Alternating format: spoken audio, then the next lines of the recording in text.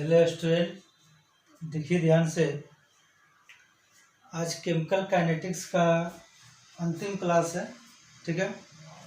आज chemical kinetics आपको ख़त्म हो जाएगा और शुरू किया जाएगा इलेक्ट्रोकेमिस्ट्री। जो इलेक्ट्रोकेमिस्ट्री आपको लास्ट चैप्टर है, बिहार बोर्ड से सरफेस केमिस्ट्री आपको हटा दिया है। तो आपको लॉकडाउन के पहले आपको सॉलिड स्टेट बहुत पढ़ा दिए थे, सॉल्यूशन ख़त्म, काइनेटिक्स भी ख़त्म। उसके बाद आपको हम आज का अंतिम लेक्चर पढ़ाकर इलेक्ट्रोकेमिस्ट्री आपको शुरू करेंगे। तो देखिए ध्यान से, केमिकल काइनेटिक्स का लास्ट टॉपिक आपको हम पढ़ाने जा रहे हैं, समझिएगा ध्यान से। सबसे पहले इसको हम पीडीएफ आप लोगों को ग्रुप में भेज देंगे, ठीक है। पीडीएफ आप लोग लिख लीजिएगा और यहाँ से समझने का प्रयास कीजिएगा। तो देखिए, हमको पढ़ना है अब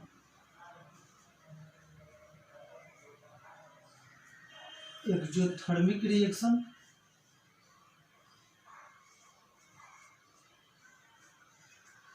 exothermic reaction and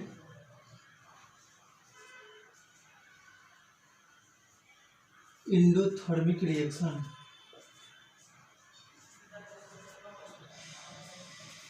exothermic reaction and endothermic reaction, ठीक है। तो देखिए ध्यान से, एक्सोथर्मिक रिएक्शन और एंडोथर्मिक रिएक्शन क्या होता है। तो सबसे पहला है हमारा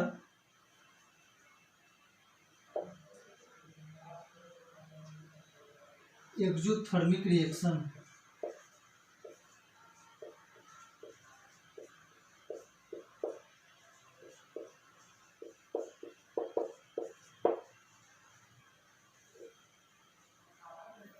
एक्सोथर्मिक रिएक्शन इसका हिंदी होता है ऊष्माक्षेपी अभिक्रिया।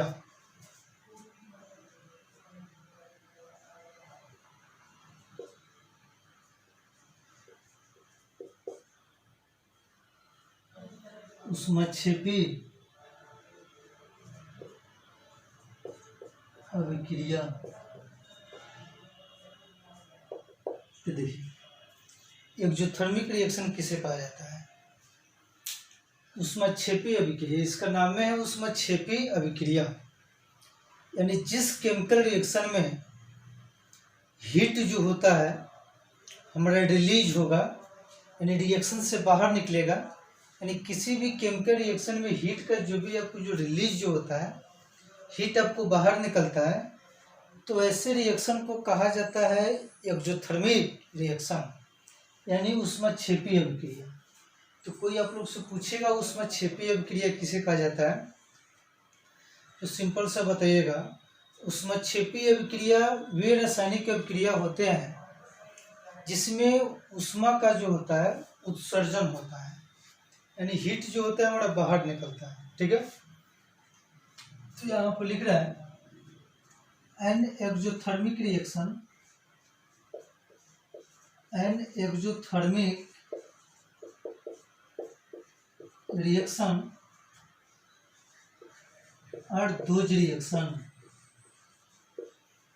are those reaction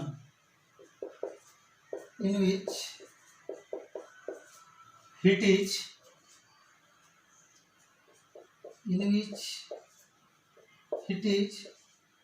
released,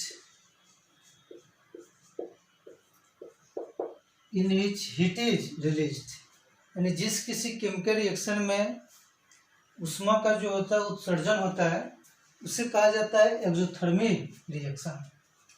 तो हीट आपको रिलीज करेगा, तो डेल्टा एच का जो मान जो होगा वो हमारा हो जाएगा निगेटिव।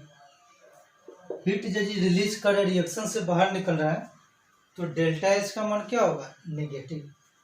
अभ्यास देखिए, एक आपको इम्पोर्टेंट पॉइंट आपको बताने जा रहा है। इम्पोर्टेंट पॉइंट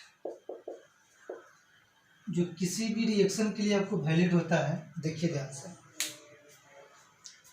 हीट जो होता है यह हमारा एक एनर्जी का फॉर्म होता है। हीट रिलीज होना मतलब एनर्जी कहाँ निकल रहा है, बाहर। तो यदि आपको एनर्जी का मान हमारा बढ़ेगा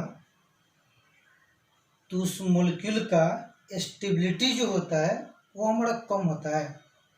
एनर्जी बढ़ रहा है मतलब स्टेबिलिटी क्या हो रहा है, कम हो रहा है। और स्टेबिलिटी कम होगा तो उसका रिएक्टिविटी हमारा क्या हो जाएगा, बढ़ जाएगा। तो सिंपल सा कंसेप्ट है, एनर्जी बढ़ेगा स्टेबिलिटी घटेगा, स्टेबिलिटी घटेगा तो रिएक्टिविटी हमारा क्या हो जाएगा, बढ़ जाएगा। ठीक है, तो एनर्जी बढ़ेगा स्टेबिलिटी घटेगा और रिएक्टिविटी क्या हो जाएगा, बढ़ जाएगा। या किसी भी केमिकल रिएक्शन के लिए आपको मतलब कि जो भी आपको बात है ये आपको सही है। एनर्जी बढ़ेगा स्टेबिलिटी घटेगा, स्टेबिलिटी घटेगा तो रिएक्टिविटी आपको बढ़ जाएगा। तो यहाँ आप लिख रहे हैं higher the value of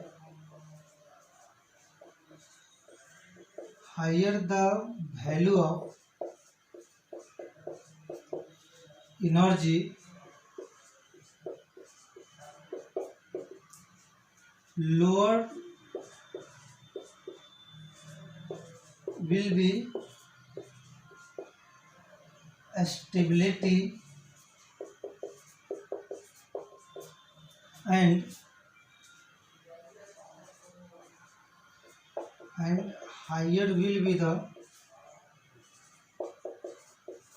higher will be the reactivity।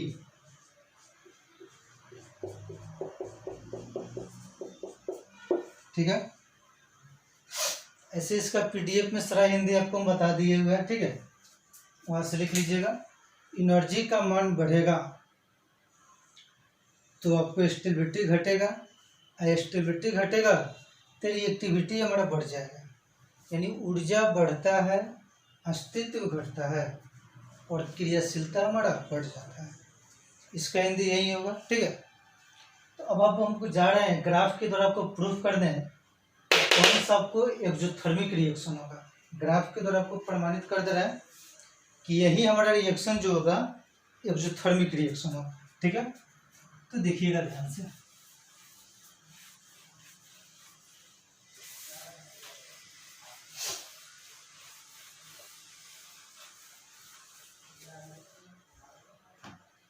आज से आप लोग को डेली आपको दो आपको वीडियो भेजेंगे। ठीक है, और इलेक्ट्रोकेमिस्ट्री को 8-9 दिन में आपको हम डन कर देंगे। ठीक है, डबल वीडियो भेजेंगे, अभी बड़ा। तो देखिए ध्यान से, एक्सोथर्मिक रिएक्शन ग्राफ के द्वारा हम प्रूव करने जा रहे हैं। एक्सोथर्मिक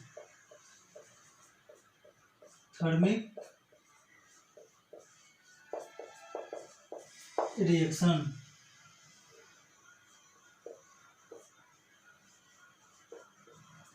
ऊष्माक्षेपी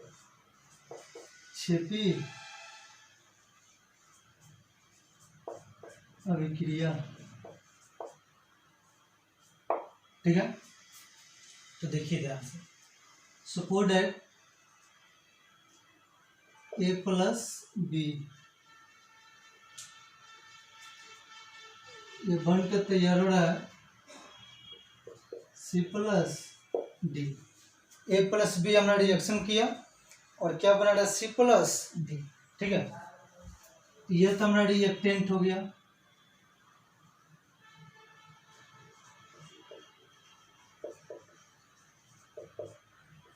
और ये हमारा क्या हो गया,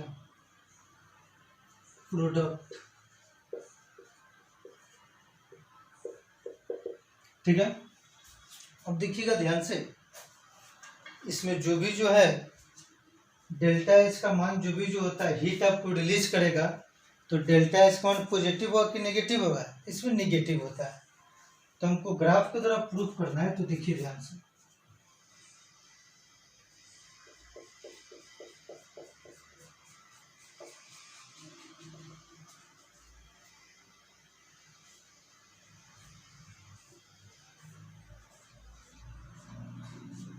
देखिए ये हमारा हो गया एनर्जी, ये आपको जो भी जो हो गया रिएक्शन कोऑर्डिनेट।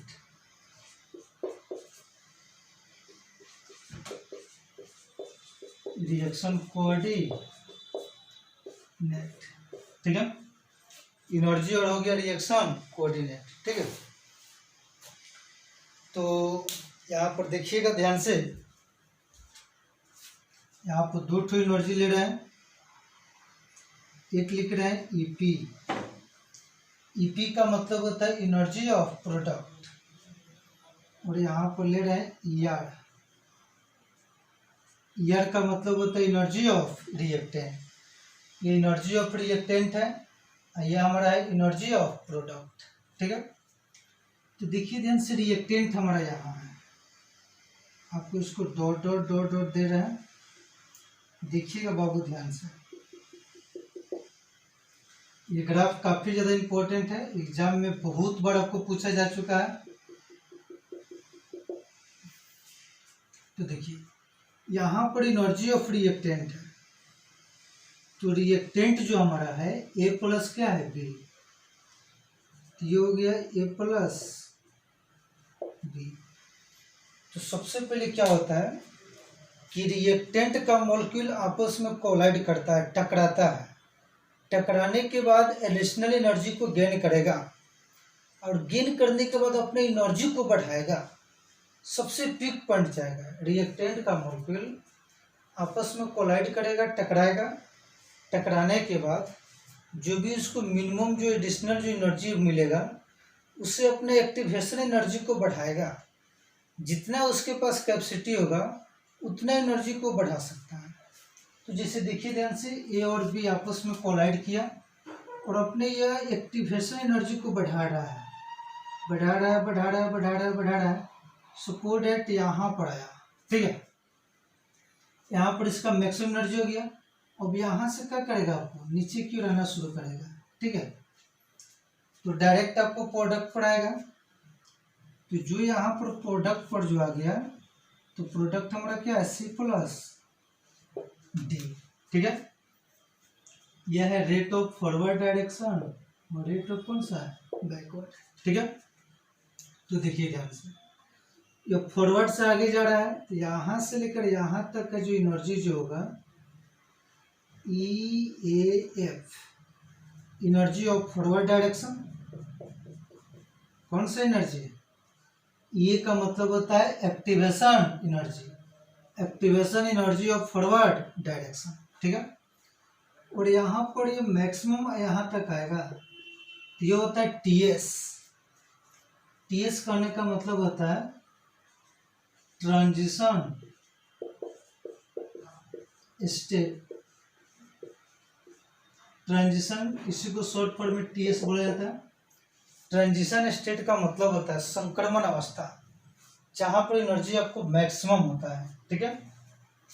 और यहाँ से क्या होगा, ये आपको बैकवर्ड से आपको डाउन होगा, तो एक्टिवेशन एनर्जी ऑफ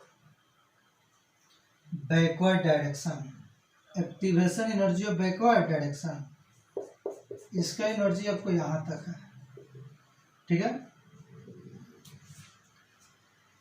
तो रिएक्टेंट का मॉलिक्यूल आपस में कोलाइड किया, टकराया। टकराने के बाद मिनिमम एनर्जी को गेन कर अपने ये एक्टिवेशन एनर्जी को बढ़ा रहा है, और ट्रांजिशन स्टेट पे जा रहा है, जो मैक्सिमम एनर्जी होता है। और यहाँ से गिरेगा तो सीधे क्या बनाएगा, प्रोडक्ट, ठीक है। तो ये हो गया activation energy of forward direction, activation energy of backward direction. और ये ट्रांजिशन स्टेट, ठीक है, ट्रांजिशन स्टेट। और ये रिएक्शन कोऑर्डिनेट जो सबसे आपको नीचे है।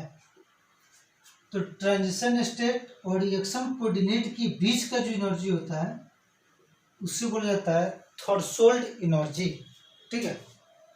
थ्रेशोल्ड एनर्जी कहने का मतलब शॉर्ट फॉर्म ETH, यह है थ्रेशोल्ड एनर्जी। तो ट्रांजिशन स्टेट और रिएक्शन कोऑर्डिनेट के बीच का जो एनर्जी जो होता है, ये होता है थ्रेशोल्ड एनर्जी। ये होता है activation energy of forward direction, ये हो गया activation energy of backward direction. अब यहाँ पर समझिए, यहाँ पर हम निकालेंगे डेल्टा H। यदि यह वैल्यू हमारा निगेटिव आएगा, तो यह ग्राफ होगा एक्सोथर्मिक रिएक्शन का। यह डेल्टा एच का मान यदि नेगेटिव आएगा तो यह होगा एक्सोथर्मिक रिएक्शन। यही डेल्टा एच का मान यदि आपको पॉजिटिव आएगा तो हो जाएगा एंडोथर्मिक रिएक्शन। अब आप लोग देखिएगा ध्यान से, फॉरवर्ड का एनर्जी आपको इतना है, सपोज डेट मान के चलिए यह एनर्जी हमारा, देखिए ध्यान से, यह एनर्जी यदि हमारा 10 जूल होगा यहाँ से लेकर यहाँ तक, तो आप ही लोग बताइए तो यहाँ से लेकर यहाँ तक एनर्जी कितना होगा? इससे तो अधिक होगा 15 जूल। यह एनर्जी यदि हमारा 10 जूल होगा बाबू, यह एनर्जी 10 जूल होगा तो यह तो हमारा बड़ा सा एनर्जी है, इसका एनर्जी आपको लगभग तो 15 जूल तो होना चाहिए, ठीक है।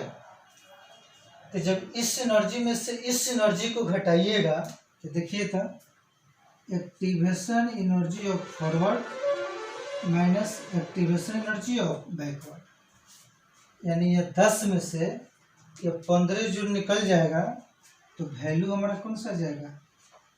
नेगेटिव। कम में सदी घटाए कौन सा वैल्यू होगा? नेगेटिव। नेगेटिव आना यह प्रमाणित कर रहा है कि यह जो हमारा ग्राफ जो है यह हमारा एक्सोथर्मिक रिएक्शन का है, ठीक है। तो यहाँ पर देखिए ईआर क्या है, ईपी क्या है, ईएफ क्या है, ये भी क्या है, यहाँ पर हम लिख दे रहे हैं वेयर ईआर का मतलब होता है एनर्जी ऑफ रिएक्टेंट, ईपी का मतलब होता है एनर्जी ऑफ प्रोडक्ट, ईएफ का मतलब होता है एक्टिवेशन एनर्जी ऑफ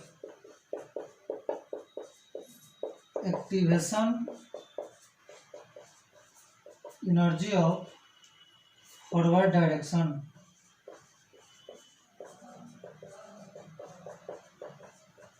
ठीक है। और ये भी का मतलब होता है एक्टिवेशन एनर्जी ऑफ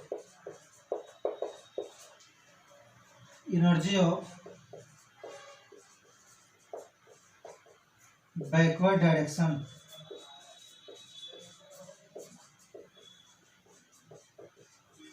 ठीक है।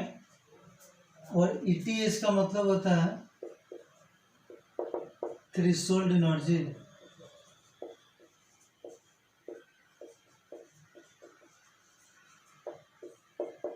ठीक है। इस केमिकल रिएक्शन में हीट आपको रिलीज हो रहा है, यहाँ पर प्रूफ हो गया डेल्टा एच का मान क्या है? नेगेटिव। मतलब ये कौन सा रिएक्शन है? Exothermic reaction. तो कभी कभी बोर्ड एग्जाम पूछता है कि ग्राफ के द्वारा प्रमाणित करें कि ये हमारा एक्सोथर्मिक रिएक्शन होगा, तो यही ग्राफ आपको बनाना है। ठीक है। और यहाँ पर देखिए ध्यान से, एक और आपको समझा दे रहे हैं। देखिए ये हमारा रिएक्टेंट है ए और बी। सबसे पहले आपको ये कोलाइड करेगा, टकराएगा। टकराने के बाद मिनिमम एडिशनल एनर्जी को गेन करेगा और अपने एक्टिवेशन एनर्जी को बढ़ाएगा बढ़ाएगा बढ़ाएगा बढ़ाएगा। मैक्सिमम एनर्जी आपको ट्रांजिशन स्टेट तक आता है, यहाँ तक आ जाएगा। और यहाँ से आपको ये गिर कर आपको क्या बनाएगा? आपको प्रोडक्ट। तो ये आपको एक्टिवेशन एनर्जी फॉरवर्ड हो गया, और जहाँ से डाउन होगा तो कौन सा हो गया? Backward direction. अब ये फॉरवर्ड मांगे चलिए 10 जूल होगा, तो बैकवर्ड तो इतना है, तो 15 जूल होना चाहिए। तो 10 में से 15 जो भी जाएगा तो वैल्यू क्या आएगा? नेगेटिव। और नेगेटिव आना शो कर रहा है कि इस केमिकल रिएक्शन में हीट आपको रिलीज हो रहा है। हीट रिलीज हो रहा है, इसका मतलब डेल्टा एच का मान क्या है? नेगेटिव है। तो हीट रिलीज हो रहा है यानी एनर्जी कम हो रहा है, और जब एनर्जी कम होगा तो स्टेबिलिटी क्या होगा? बढ़ेगा। तो एक्सोथर्मिक रिएक्शन कहने का मतलब होता है इसका एनर्जी कम होता है और स्टेबिलिटी इसका क्या होता है? अच्छा होता है। तो रिएक्टिविटी इसका क्या हो जाता है? कम हो जाता है। ठीक है। इस ग्राफ को आप लोग स्क्रीनशॉट लीजिए।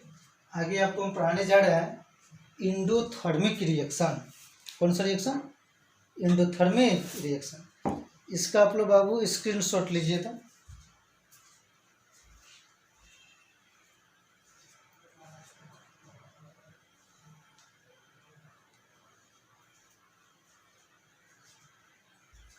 ले लिए। अब देखिए ध्यान से,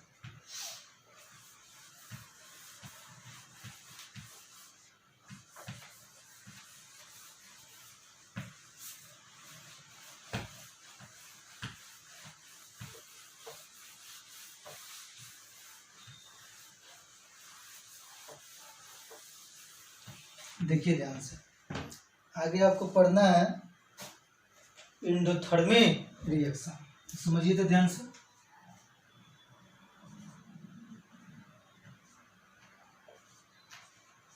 ये हो गया एंडोथर्मिक रिएक्शन।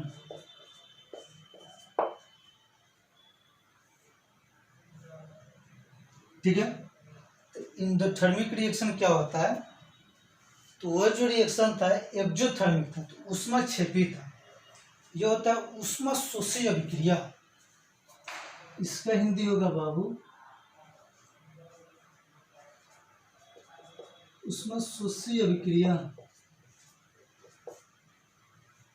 वो ऊष्माक्षेपी था, ये ऊष्माशोषी अभिक्रिया। तो देखिए एक्सोथर्मिक का जस्ट आपको उल्टा जो होता है ये हमारा एंडोथर्मिक होता है। तो देखिए ध्यान से, एक्सोथर्मिक रिएक्शन में हीट हमारा रिलीज हो रहा था, बाहर निकल रहा था, और एंडोथर्मिक रिएक्शन में क्या होता है, हीट हमारा ऑब्जर्व होता है। हीट हमारा क्या हो जाएगा, ऑब्जर्व होगा। तो एंडोथर्मिक रिएक्शन वो रिएक्शन होता है जिसमें हीट जो होता है हमारा ऑब्जर्व किया जाता है, हीट लिया जाता है। अब एनर्जी आपको लेंगे, क्योंकि हीट जो होता है एनर्जी का फॉर्म होता है, तो एनर्जी आपको लेंगे यानी ऐड हो रहा है, दैट मीन्स डेल्टा एच का मान क्या होगा, आपको पॉजिटिव होगा। तो कोई पूछेगा एंडोथर्मिक रिएक्शन किसे कहता है? सिंपल से इसका नाम है स्पष्ट है, ऊष्माशोषी अभिक्रिया। या ऊष्मा को ग्रहण करेगा, शोषेगा। ठीक है, तो ऊष्माशोषी अभिक्रिया वे रासायनिक अभिक्रिया होते हैं जिसमें ऊर्जा जो होता है वो हमारा ऑब्जर्व होता है, ऊर्जा का अवशोषण होता है। ठीक है, तो अवशोषण होगा तो इसमें डेल्टा एच का मान क्या होगा, पॉजिटिव। यानी ऊष्माशोषी अभिक्रिया वे रासायनिक अभिक्रिया होते हैं जिसमें ऊष्मा का अवशोषण होता है, और अवशोषण होगा तो डेल्टा एच का मान क्या होगा, पॉजिटिव होगा। ठीक है, तो इसका डेफिनेशन बाबू देख लीजिए, and endothermic reaction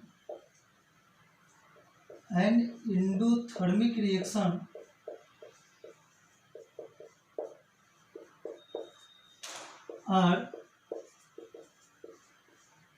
those reaction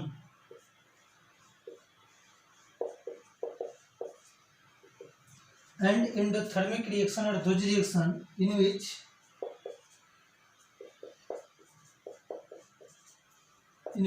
heat is absorbed,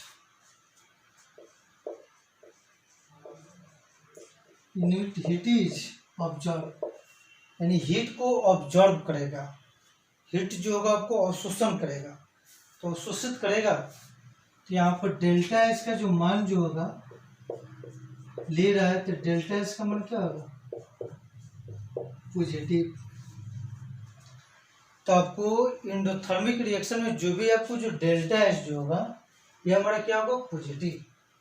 यानी कोई पूछेगा ऊष्माशोषी अभिक्रिया किसे कहा जाता है, सिंपल सा बताइएगा, ऊष्माशोषी अभिक्रिया वे रासायनिक अभिक्रिया होते हैं जिसमें ऊष्मा का जो होता है, ऊर्जा का जो होता है अवशोषण होता है, उसी को कहा जाता है एंडोथर्मिक रिएक्शन। और इसमें डेल्टा एच का मान क्या होगा, पॉजिटिव।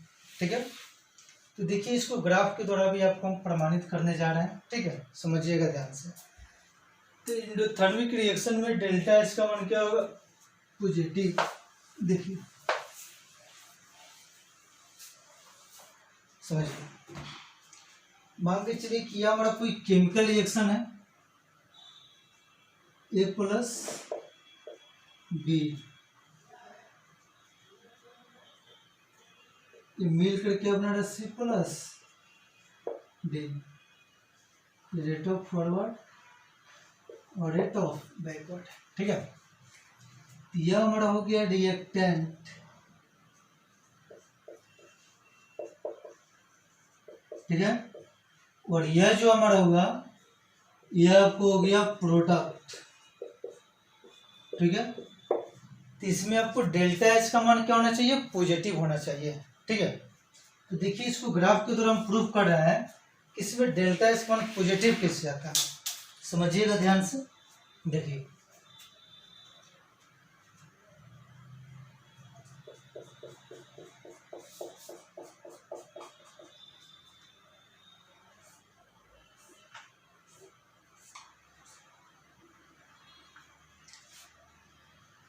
ये हो गया आपको एनर्जी,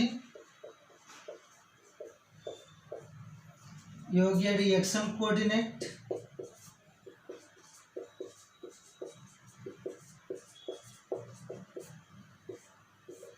एनर्जी, और ये हो गया रिएक्शन कोऑर्डिनेट, ठीक है। अब देखिए ध्यान से,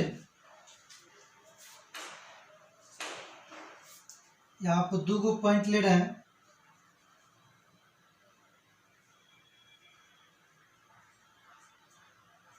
ये हो गया ई आर, ये हो गया आपको ई पी, ठीक है।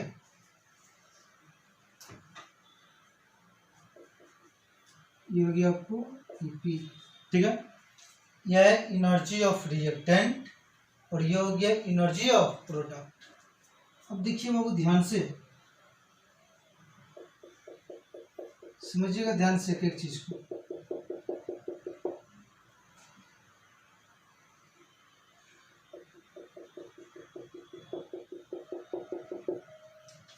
रिएक्टेंट में हमारा क्या है, ए प्लस बी, तो यहाँ पर रिएक्टेंट में ए प्लस क्या हो गया, बी, ये हमारा हो गया रिएक्टेंट, ठीक है। तो हम लोग जानते हैं कि रिएक्टेंट का मॉलिक्यूल आपस में कोलाइड करेगा, टकराएगा, और मिनिमम जो भी आपको एडिशनल जो एनर्जी जो मिलेगा उसको गेन कर अपने एक्टिवेशन एनर्जी को बढ़ाएगा। कि रिएक्टेंट का मॉलिक्यूल आपस में कोलाइड कर अपने एक्टिवेशन एनर्जी को बढ़ा रहा है, बढ़ा रहा है, बढ़ा रहा है। सपोर्ट यहाँ पर आते आते यह आपको मैक्सिमम एनर्जी आ गया।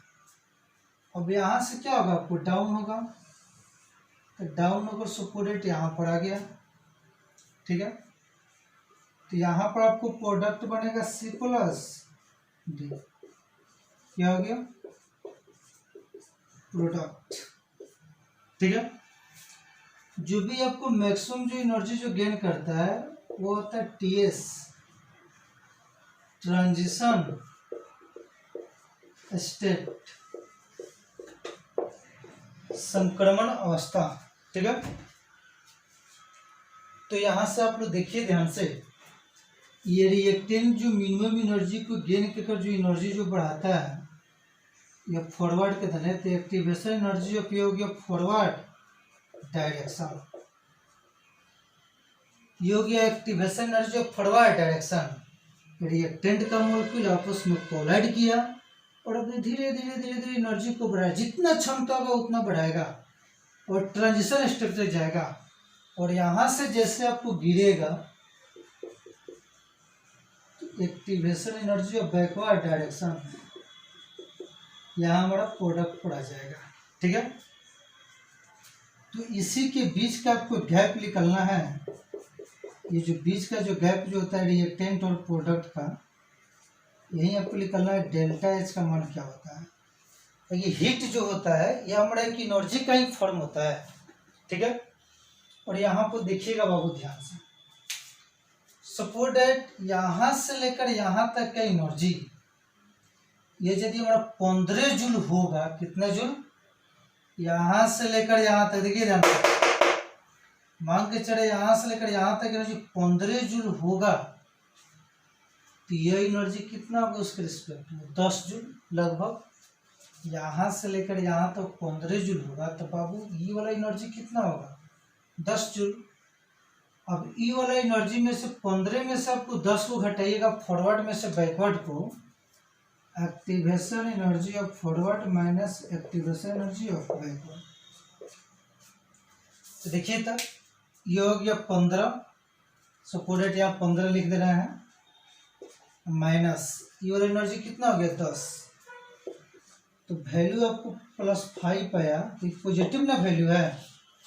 तो यहाँ आपको 15 और 10 नहीं लिखना है, यहाँ आपको देखना है कि पॉजिटिव है कि नेगेटिव। तो डेल्टा एच का मान होगा क्या हो गया पॉजिटिव। तो डेल्टा एच का मान पॉजिटिव आना यह इंडिकेट कर रहा है कि ये जो रिएक्शन जो होगा हीट को ऑब्जर्व किया होगा, हीट लिया होगा। तो हीट लिया होगा तो डेल्टा एच का मान क्या है पॉजिटिव। डेल्टा एच का मान पॉजिटिव होना यह इंडिकेट करता है कि ये कौन सा रिएक्शन होगा, एक्सोथर्मिक रिएक्शन।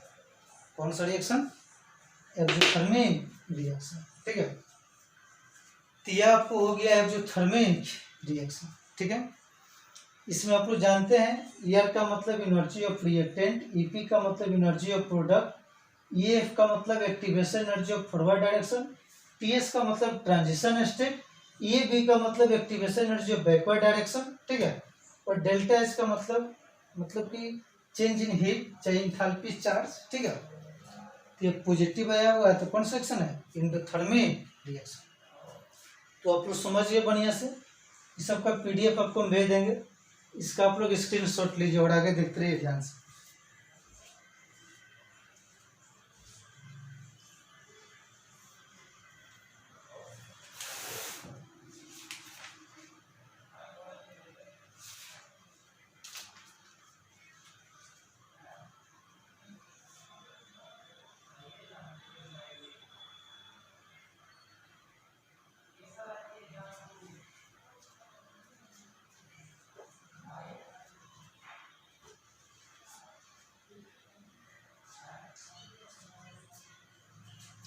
ठीक है, तो आगे देखते रहिए ध्यान से, और आप लोग देखिए ध्यान से इसके बीच का एनर्जी क्या होता है।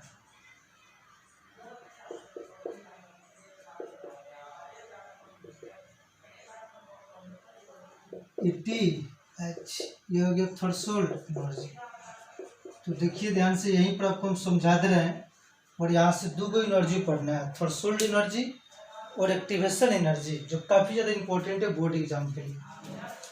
तो कोई पूछेगा एक्टिवेशन एनर्जी किसे कहा जाता है, तो सिंपल सा बोलिएगा, रिएक्टेंट का मॉलिक्यूल्स आपस में कोलाइड करके कम से कम मिनिमम एनर्जी को लेकर जिस आपको एक्टिवेटेड कॉम्प्लेक्स का निर्माण करता है, उसी एनर्जी को कहा जाता है एक्टिवेशन एनर्जी। अब थ्रेशोल्ड एनर्जी क्या होता है, तो ट्रांजिशन स्टेट और रिएक्शन कोऑर्डिनेट का बीच का जो एनर्जी होता है यही कहलाता है थ्रेशोल्ड एनर्जी। तो इसके बाद आपको हम वही पढ़ाने जा रहे हैं।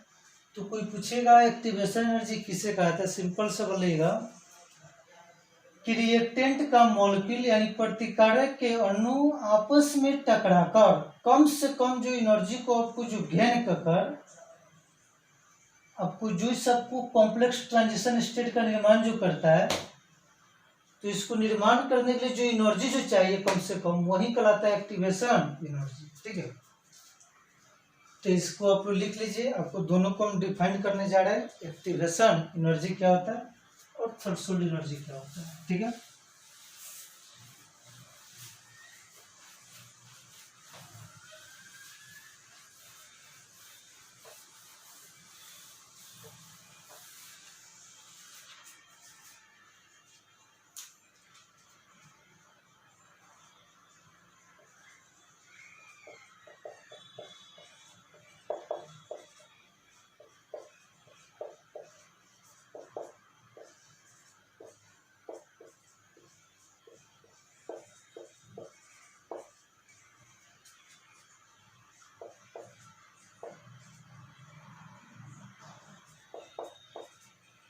देखिए एक्टिवेशन एनर्जी का एनडी होता है, यह दोनों डेफिनेशन बहुत बार बिहार बोर्ड में पूछ चुका है। ठीक है, सक्रिय ऊर्जा और दहली ऊर्जा।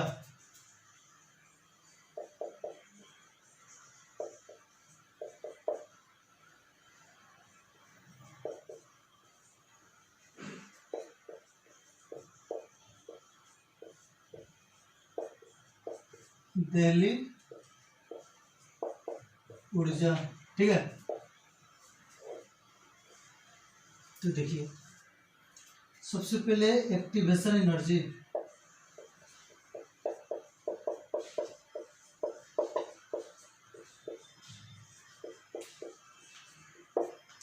सक्रियण ऊर्जा,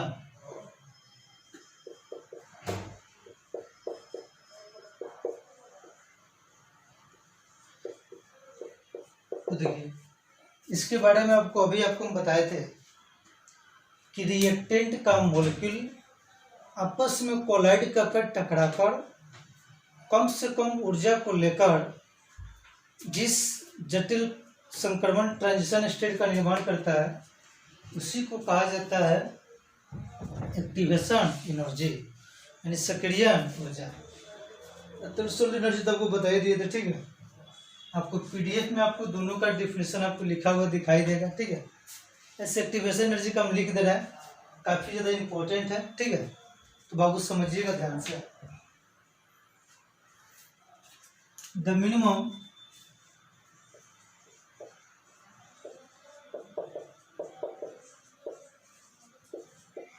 additional energy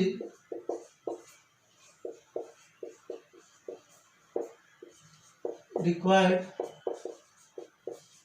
the minimum additional energy required to reactant molecule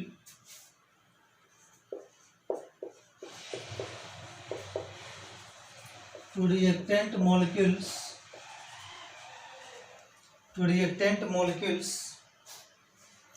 to form activated complex to form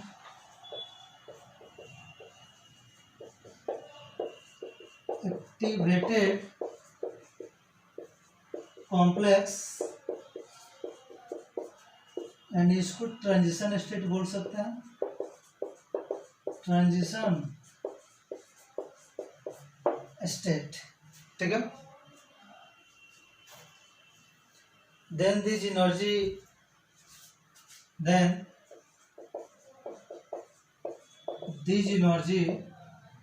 this मतलब जो मिनिमम एनर्जी है, then this energy are called, is called